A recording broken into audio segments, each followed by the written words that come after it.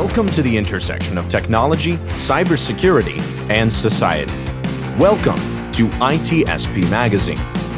You're listening to a new Securing Bridges podcast. You're about to join Alyssa Miller as she sits down with senior and executive security leaders to share stories of success and failure while working across business teams. It's time to build and secure the bridge to the business. Knowledge is power, now more than ever.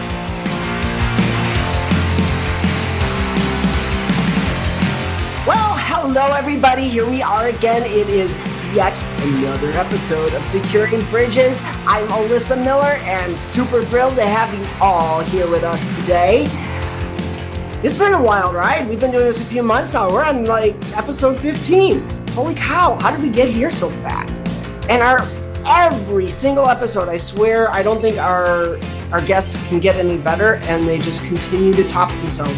They're great. They're awesome. So if you haven't seen those first 14 episodes, you really should go back and watch them, because we have had some amazing conversations on here. You're missing out if you haven't seen them. But you're here today, and that's what matters most, and I'm super excited that you're here. I'm also super excited about this next guest. This is one I definitely, I've had pretty much every one of them red circled on my calendar, but this is one that was really exciting when we booked it. And I can't say enough about our guest today. So enough of me. I'm going to shut up and let you know that we've got Liz Wharton here with us. Hey, Liz, how are you? Hey, I'm equally excited. This is a fangirl moment to be able to dish with you and everybody else. So I'm hell yeah. This is right. These are the conversations I love, because I just know we're going to tear into some stuff. So before we get started though, easiest way to start, let's introduce you. Just go ahead and tell the folks out there who you are, what you do, in case some of them don't know who you are yet. And it happens. But so I'm Liz Wharton, at Lawyer Liz on Twitter, and have been, I'd say I'm a recovering attorney, but one, I still wear the legal hat a bunch. And two, I don't think you ever really recover from being a lawyer. It just kind of sticks in you. But I am the VP of operations at Scythe. We are an adversary emulation platform, a startup. And this is not my first rodeo with startups. I switched from being primarily a technology and policy attorney. Most recently was with the city of Atlanta, and was the technology attorney for the world's busiest airport. But I took the wild jump into startup world, and now get to, I'd say be in charge, but help build and have a more hands-on impact with the cybersecurity InfoSec community. It's awesome. And it brings, this is part of why I'm so excited to have you, because you bring a really interesting perspective too, right? A lot of times in these conversations, especially when we think about building bridges between security and everyone else, we kind of start to think at executive levels. And even, you heard the tagline in the show, talking about security leaders. And when we think about startups, a lot of times, non-security startups, security is kind of that thing that doesn't show up until a lot later in the process. So I love hearing about your background in startups, and I'm just kind of curious if you can share a little bit more about, sort of how your experience has been just in those startups of really trying to bring security conversations into businesses, whether they're your own startup or whether they're your customers that you're working with. Well, and it's great to be involved. And so if people have an idea that they're percolating, kicking around, and say, all right, this is what you should do, I cannot highlight enough how much easier things are when you have somebody from the legal side of things that is embedded and joining the conversation early on, because it allows me to, one, craft our internal operations with an eye towards hey, we can't get breached because, gosh, that's going to be super embarrassing if we have to tell our own customers hey, we help you build better security, but we didn't listen to our own advice. And I have that, having been through ransomware attacks at Atlanta and other working with researchers when I hear stories of, oh, we don't need to worry about that. That'll never happen. I'm like, oh, really? Because I swear I helped the person who is doing the research on this 2 weeks ago. And yeah, you just don't know you've been hit yet.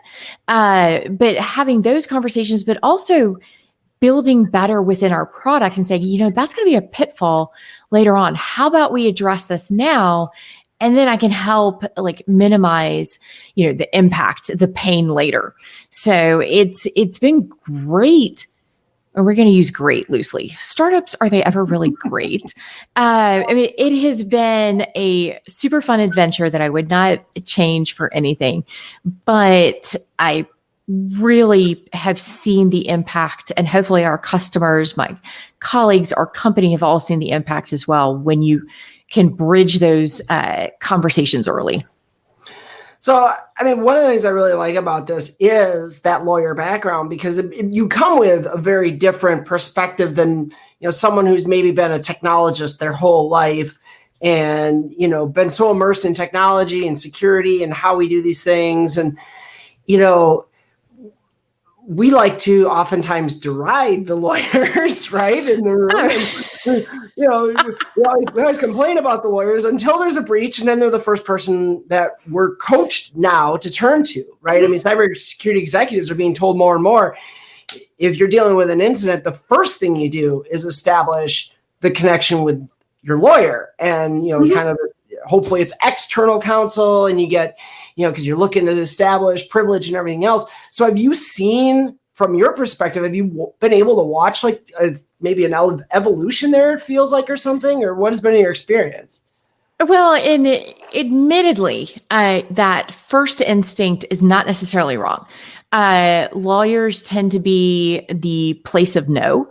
And that has created a bad taste. Nobody ever wants to call legal.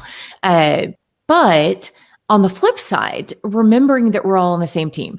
And yes, it really the best place or best time I saw that and the benefits of it was I had already established a good working relationship with the different C-suite offices at the city of Atlanta. And having built that trust, not only myself, but the entire law department.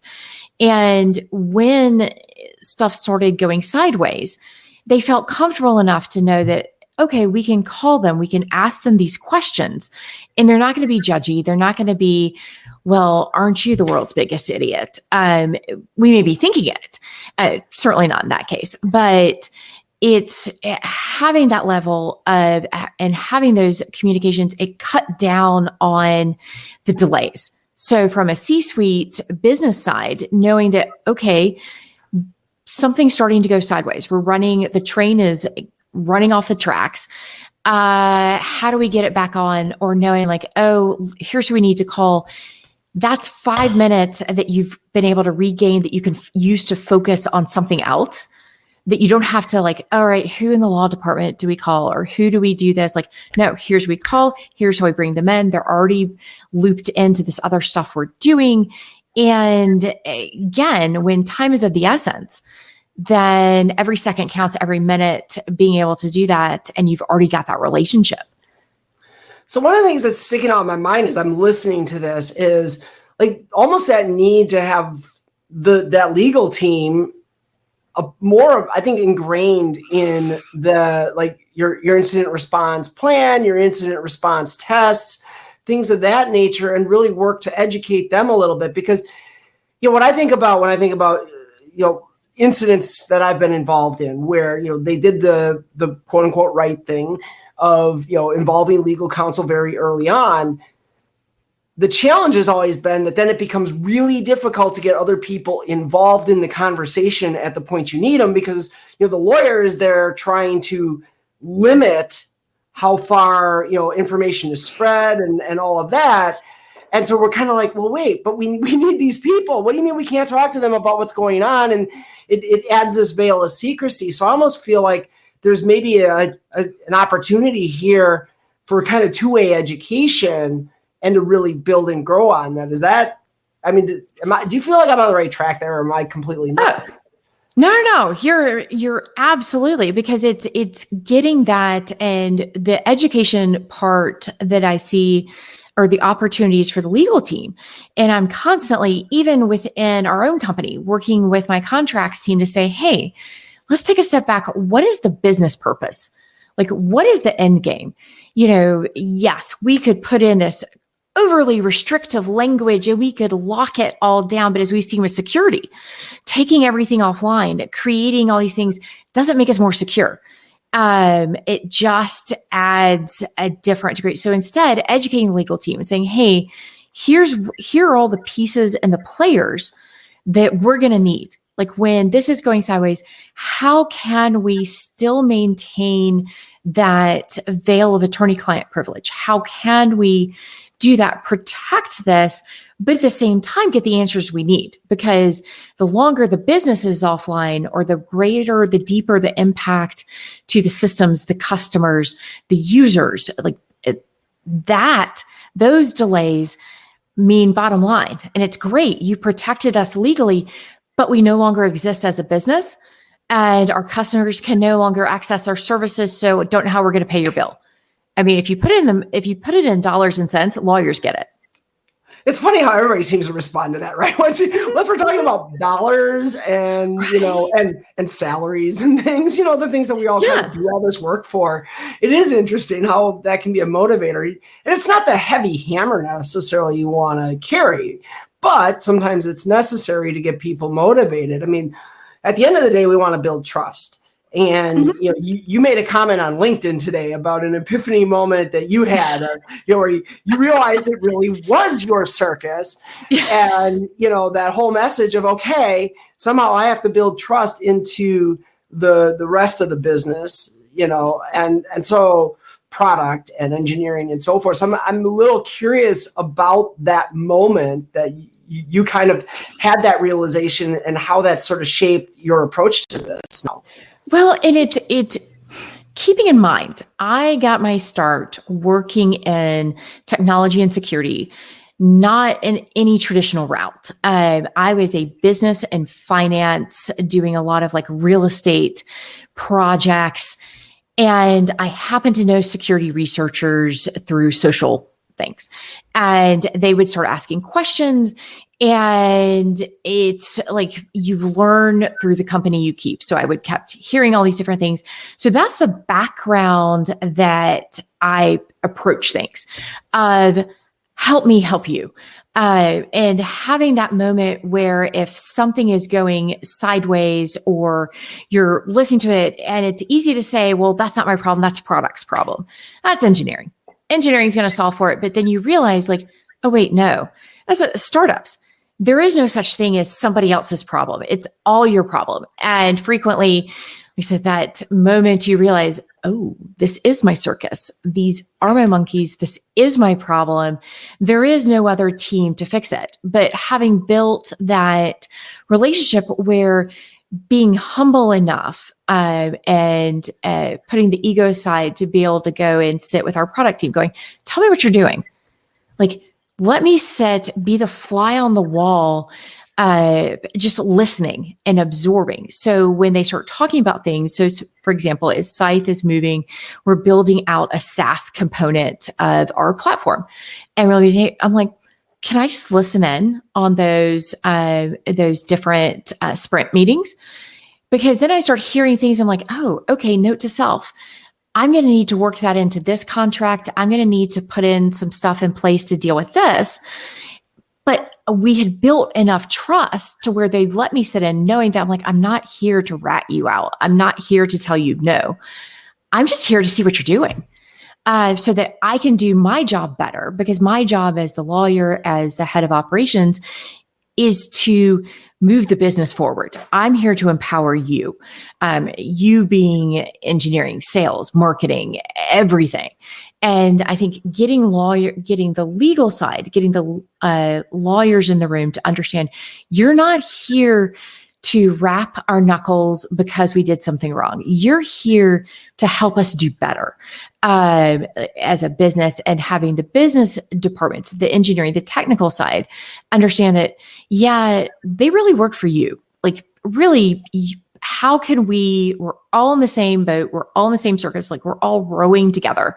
How do we have that trust so that it's like, who is it? We're not going to call any vendors out, but some of the security trainings where it's like, oh, kudos, you've just scared the pants off everybody. They're now afraid to click on everything. They're now embarrassed. They don't want to turn themselves in. Like, no, the goal is that they know that, oh, like crap, I did something I wasn't supposed to do. I need, like, here's who I call right away so we can get working on it, rather than, well, now I have to hide this because nobody needs to know that I don't know. It's just, that's not a helpful, productive environment, and just leads to fines and angry customers later.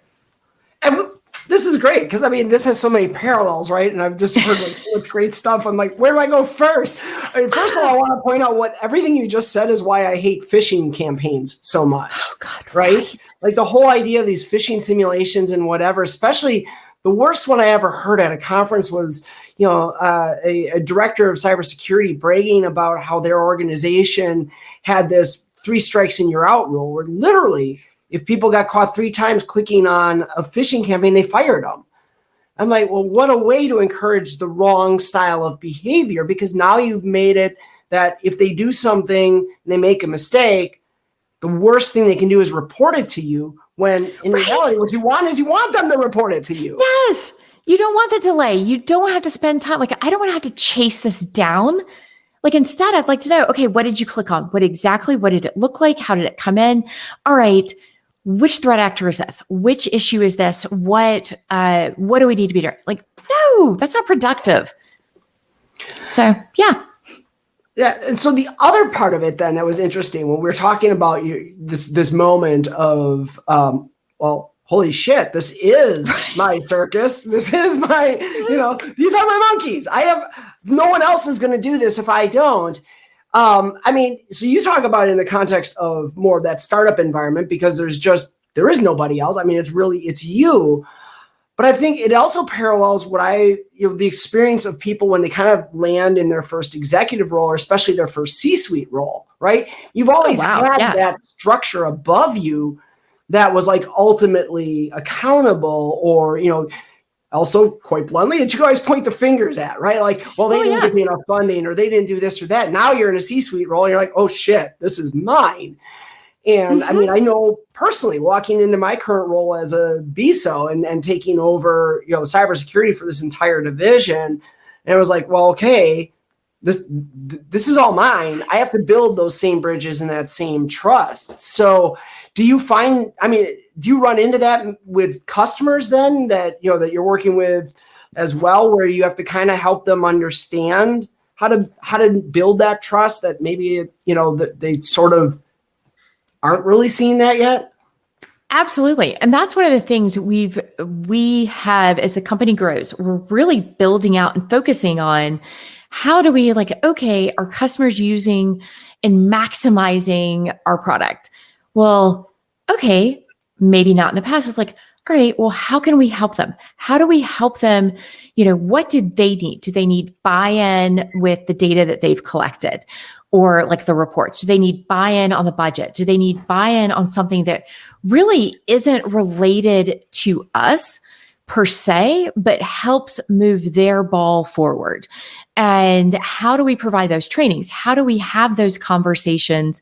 How do we provide, what tools do you need as we do some of this? And that's been a focus where we're building out. But even as when you go into that C-suite role, looking at the other folks around the table and understanding that maybe it's been a few years since they've had their oh snap moment, but they've had it. We've all been there, and we're all fighting for the same, fighting on the same team to all right, here's what my team's doing. Here's what security's, but here's how security is going to help your team do better. And realizing like we've all kind of stared around the table going like, when did I become the adult in the room? And am I really the adult in the room? Or can I go back? Like, no, this is your circus. These are your monkeys right now. Well, spotlight's on you. I really like the message about the common goal at the end of the day, right? And I can extend that into a lot of different things. When we talk about DevOps and DevSecOps, we talk about shared responsibility, and that's that same concept, right? We see in a lot of different spaces. And part of the reason why I go here is it's a cool segue into something that's going on in the chat discussion right now regarding what we just mentioned on this phishing situation, right? Mm-hmm. So when you think about phishing and why it bothers me that someone would have this 3 strikes and you're out rule, one of our viewers mentioned, if a person isn't learning, they're now a liability. True point. But where is the failure is my question. Is the failure in the user, or is the failure in your organization's ability to educate your users in an effective way that they don't make the same mistakes multiple times? And so I feel like that's where, are we trying to weed out people, or are we trying to get everybody united in that same front? Do you run into that conversation? And if so, do you have thoughts on like how we can create that better focus? Well, and one of the other questions you have to ask is, have we created a system that acknowledges, like, assume they're going to click on the thing they're not supposed to, assume somebody's going to have a bad day. I'd say like a senior moment is what I call it, or like, quite frankly, my brain just glitched. That's going to happen. Everyone's going to have that happen. But when you think about it from the business email compromise and the financial, have you looked at your system and say, okay, let's assume they click on that. Do we have a backup? Do we have a redundancy? Can we build one in so that when I always laugh when I get attempts that are supposedly from our CEO, Bryson. It's like, hello, Elizabeth. And I'm just looking at going, one, there are way too many words in that email for it to actually be Bryson. And you just asked for my cell phone number. I'm like, but dude, we text all the time about business stuff. Like, no. But I also know that there are certain financial controls in place so that if I tried to send that email, or that's not email, but that wire, it would set off, I would have a couple of stop gaps that we've built in that are there for a reason. So that if I get fooled by something or someone else does, there's a secondary, it's like multi-factor authentication. Like, do we have these other things in place if that's possible? Like, have we evaluated from it, assuming something's going to happen? Yeah. And I mean, anybody out there who knows Bryson knows that Liz is probably like the first in his speed dial or list of favorites. I mean, come on. But right. And it's kind of like when your parents, like when you would get in trouble and they would use your full name. I'm like, Bryson's not going to call me Elizabeth unless I have like gone. I'm like, yeah, no, nice try. Not today, Seed. Not today. But see, I feel like these are the lessons that we miss, right? When we're trying to educate users, I feel like we miss those, we kind of talk about the sniff test, but we don't want to do it because we want to boil everything down into very objective things. Well, look at the links and, look at the from address. We want to give them these series of steps. And I feel like we could do more to really actually focus people on just, so many times it's the sniff test. Sit back and just think about, what did you just get? Did it feel wrong? Did it feel weird? Was there something that was different about it than what you're used to? Because if your job, I'm actually going to throw us up here. If, as Phil says, if your job is to open invoices all day, that's what you do. Mm-hmm. You get an email that says invoice attached, you're conditioned to open it. So if you're not thinking in terms of, wait, this came in weird, this isn't normally, it has, some identifier or something else or whatever, that's a moment we should be teaching people to say, okay, something is weird here. We can't tell you what's going to feel weird, but it's a sniff test thing. And I feel like we get so focused on objectivity, maybe we lose that. Well, and also having it set up. So one of the things that I have truly the best example of is the network segmentation that we had City of Atlanta.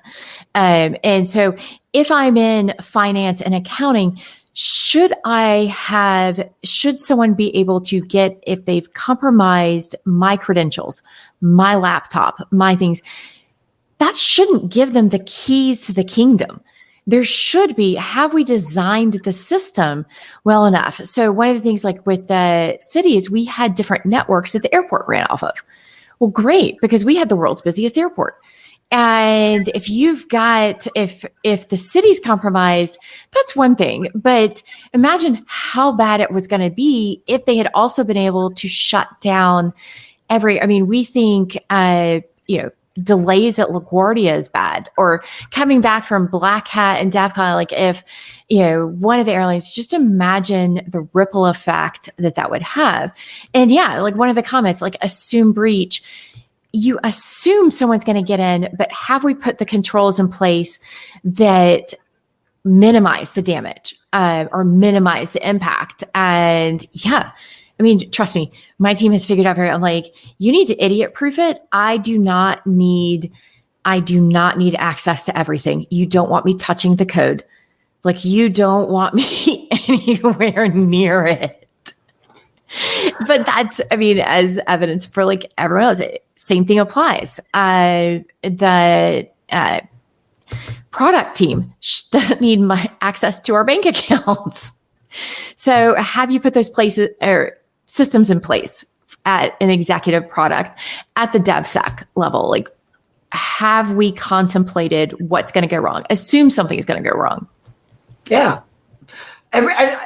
So first of all, I love the Atlanta airport is a great example of this because I've heard people speculate that if you shut down ATL for like 24 hours, you would put Delta out of business, for instance. I don't know if that's really true, but it would definitely hurt them. But it's, and that's why I think we've heard the conversations have changed now to the idea of resiliency. How do we limit, and I'm going to use this term, I hate this term because I hate anything that equates cybersecurity and military, but limit the blast radius, so to speak. People love that term. I don't know why. But, that's what we're trying to do so often. And it goes right along with that statement of, and this is one of my least favorite cliches, so I'm apparently throwing all the bad things out there right now, but, it's not if you get breached, but when, which is true in spirit. But yeah, say that to your board sometime and then try to get funding for something. Like, I can't protect you from getting breached, but give me this money to protect you from getting breached. Wow.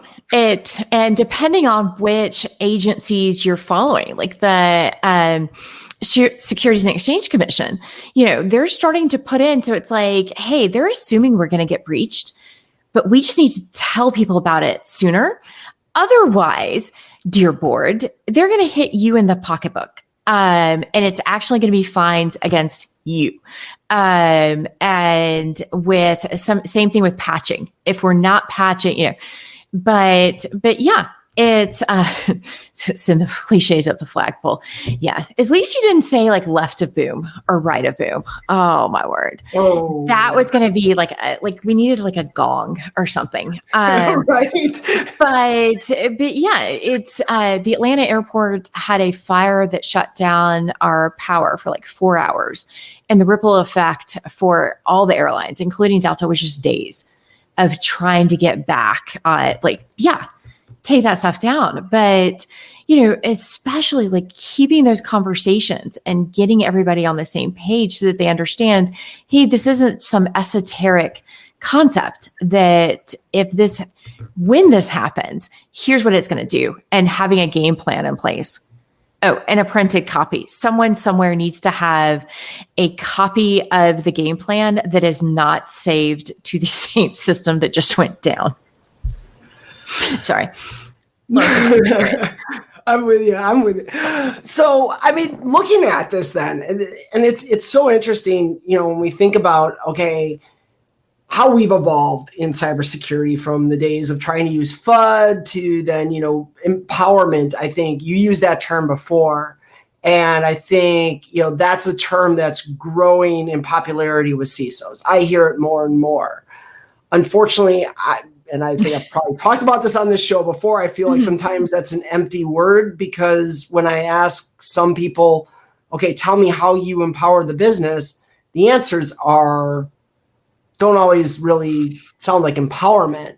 So I'm curious from your perspective, if you're talking to somebody in the cybersecurity industry and you're trying to help them understand, what does that actually mean for security to empower the business? What does it mean to you?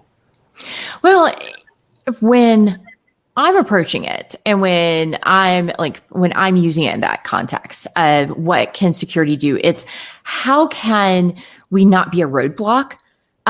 So sure, you should have 6 different passwords, codes, and, synchronized physical switches you should be throwing just to check your email. Absolutely. No, that's not empowering. Empowering is, how can we make your job easier while also keeping in the back of your mind that when the business is compromised, if you no longer have access to the documents that you're working on, the data that you need, well, okay, that's not empowering. That's the exact opposite. So how can we do this so that you're making the best decisions for what you need to do with your, what is your circus? What is your end game? And how can we make that easier, be it long-term or even in the short term? How do we get you there faster? If stuff goes offline, well, don't worry, we've got the backups here. We've got these redundancies. We've got these, or okay, well, that one of the worst things is watching businesses when they go there, well, we have a backup of that, right? Right. And it's a clean backup that we know is clean, right? Right. Or just because we don't have access to this, heavens forbid Salesforce goes down. I don't even think it's when we lose certain things, or Slack, the whole business just kind of stares at each other going, well, what do we do now? We can't message each other funny memes on Slack. Okay, well, have you empowered? Do we have another way to do this? Do we have a plan? Do we have some way to get around it? Do we have these redundancies built in? So, yeah. And I love that, because, at the end of the day, if you're reducing friction, right? Then that's, again, another dev, that's my role. I come from DevSecOps. So everything you guys, I use a lot of those terms, but, and I was going to say your DevSec is showing. Yeah. but that's a critical element, because here's the thing. And I'm throwing out all the bad cliches, apparently, again. I'm fresh off of a different podcast where we talked about these, so they're all coming to mind. But another one that's been bothering me is people for a long time have been saying, well, as CISOs, you got to speak the language of business, and the language of business is risk. No, it's not. It's revenue. It's right? Revenue and net income. That's the language of business. And that happens through innovation, through market expansion, through, organic business development, things like that. Risk is only a little part of that. And then when you look at risk, we're only this little piece. So I feel like, okay, we have to be focused on how do we improve innovation, right? And to your point, well, if you're taking friction out of there and saying, hey, we can let you expand into these new technologies, we have this frictionless approach to how we make sure that it's secure, that isn't going to slow you down. That's going to help you get to market first, which then has a revenue number attached to it, right? Right. And putting the dollars to the risk. We're always going to have risk. Sure. But can we find ways to minimize it? How do we navigate or plan for it? In the sense of, yes, if we've made this decision, we have gone with this vendor, this process, this whatever. So if it goes sideways, it's going to cost us in the tune of X. Okay. That helps them make the business decisions that go, again, back to the dollars and cents. It's how we budgeted for this. Have we found ways, Do we have the insurance in place? Have we found ways to mitigate it, manage it, so that we can, as you said, get back to, because when we're sitting in front of the board meetings, the risk is there. It's in the back of everyone's mind. But really, it's, as you said, like, all right, what's our growth? What's our runway? For startups, what's the burn rate? What's this? Where are we getting to the next dollar? Like, yeah, that's what's ruling the conversation. Oh, and you brought up a really interesting, because you said a great term there that baffles security people who don't also have business acumen. And that was that term burn rate and what that means for a startup, right? Mm-hmm. But this is a theme. And I've had people ask me on socials sometimes, what if I want to move into senior levels of leadership in cybersecurity, what's the one skill I should get? And I always tell them, go buy, and I've mentioned, I think, this book on the show before too, but go buy the 10-day MBA. I'm not going to tell you to go out and get an MBA, but God, if you can learn some of those aspects of what business people learn in those MBA programs, that's more meaningful really than more cybersecurity skills. Because as you move up in leadership, you need to be able to understand, what the heck does burn rate mean when I'm working in a startup? And a lot of people, I think, in cybersecurity are mystified by those terms, because we get so focused on the technology and the threats and all of those things, we forget how that all connects into the rest of the business. Well, it's like the same thing with the lawyers. If you approach it from, well, we can't do that, it's too risky, it's too, legally we have to take this absolute straight and narrow. From a security side, well, absolutely, you can't connect to, use, et cetera. You have to do this. This is the only way. And kind of breaking that mindset a little bit, softening it to say, yeah, it is the business. It is the, at the end of the day, if we can't deliver, if we have a product, if we have a service, or, if customers aren't using us, you don't have a job. So kudos, you created the most secure whatever, but you don't have a paycheck. Kind of missed the boat.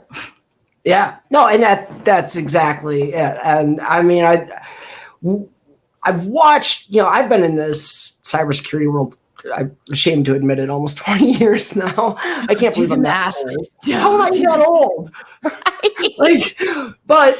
But the reality, I've watched that. Again, I mean, I kind of mentioned evolutions, and we've been talking about this evolutionary progression, and that is one of those areas too where we've slowly, it's been more and more about the business, because I used to joke, hey, the information security utopia is that impenetrable room filled with computers that had no connection to anything. Oh, great! Oh, because air gapping works.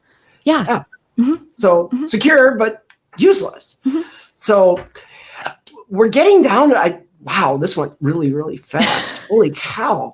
So we're getting down to the time we got to wrap up. I want to ask you one last question, because you get to see a lot of clients. You obviously work with a lot of different customers. If there is one piece of advice you could give them to kind of build these bridges, build this trust that we've been talking about, what is the one lesson you'd want them to take from this entire conversation, or something that we haven't said yet that you just wish you could get into the mind of every leader out there? Kind of two aspects of it. One, give grace, be understanding, but understand that when people are asking the questions, so one, don't be afraid to ask the questions. If you're not sure, if you want to see how something plays in, or you want to know, like, what is our end game, ask the questions. But then when someone is asking you the question of like, gosh, this is the stupidest question ever, like, no, give them a little bit of grace, because we're all moving forward, and be understanding. And it's not, oh, our users are so stupid. Well, no, they're just coming from, with the comments, please talk to your legal team. I mean, it is, but embedding, when I say asking the questions, having the legal team, having all those pieces of the conversation, giving them access to the room, giving them grace to sit there in the back of the room and just listen, because it will help them be better. So perhaps it's the asking questions, listening, and being understanding when people are. I mean, because of course, somebody's going to click on the link. But have we invited the people into the conversation so that we have a backup plan, or we know what to do? We have that playbook. We have, do we know what the customers want? Well, yes, because we listened to them. We asked the questions and we gave them grace when they asked them. I love that. We also describe it sometimes as assume positive intent, right? Right. Instead of assuming that they're just careless or they're dumb or they, developers don't care about writing secure code or whatever else, stop making those assumptions and assume that they want to do the right things and that we just can be more effective in bringing that message. And it's fair to say that lawyers suck, but just make sure they're still moving the business forward. I mean, I try not to say that because I do have to work with them on a pretty regular basis. And I'd prefer to not tell them they suck because they might tell me I'm stupid and they might be right there too. So as you say, where do vampires learn to suck blood? Law school. You heard it from the lawyer. It wasn't me, I promise. Awesome. Well, that is the perfect way to wrap things up. Liz, this has been amazing. I am so glad we got to have you on. As every week I say this, we could probably go on for hours. Unfortunately, the show doesn't go that long and people might not stick around for that much conversation, but it's been wonderful. Thank you so much for joining me. Well, thank you. And thanks to everyone for tuning in. And as always, you are such a delight and insightful, just human being. So thank you for allowing me to participate in the conversation. I love it. Thank you so much. So, and to all of you out there, great to see you on. It's been really lively chat today, which is a great sign. We'll have more conversations like this. We've got great guests lined up every week. You know what? If there's somebody you want to see, I happen to think of this, and this is my last thing before we sign off. If there's somebody you think would be a great guest on Securing Bridges, let me know. I mean, we're scheduling out a few months, but I would love to get some other ideas of, folks you'd love to see who might have some new takes or whatever. Go ahead, shoot me a message, DM me through Twitter or just at me on Twitter or, send me a message on LinkedIn, whatever. But let me know. I'm always looking for new creative voices that are outside of, maybe my circles. So we'd love to have them on. But to Liz, to all of you, thank you so much. We will see you next time on Securing Bridges. Until then, be good to each other. Take care. Bye-bye. We hope you enjoyed this episode of Securing Bridges podcast with Alyssa Miller. If you learned something new and this podcast made you think, then share itspmagazine.com with your friends, family, and colleagues. If you represent a company and wish to associate your brand with our conversations, sponsor one or more of our podcast channels. We hope you will come back for more stories and follow us on our journey. You can always find us at the intersection of technology, cybersecurity, and society.